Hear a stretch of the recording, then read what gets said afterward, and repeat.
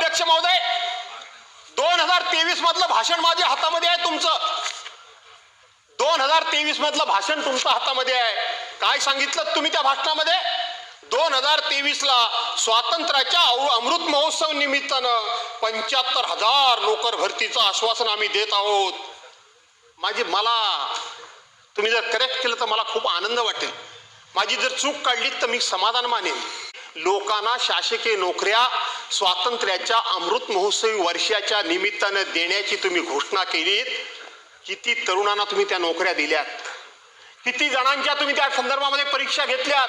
किती जणांच्या त्या संदर्भामध्ये तुम्ही इंटरव्ह्यू घेतलात? किती जणांना तुम्ही त्या ठिकाणी अपॉइंटमेंट लेटर दिलात?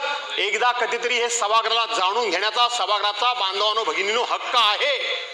कारण ह्या सगळ्या घोषणा सभागृहामध्ये झालेल्या आहेत.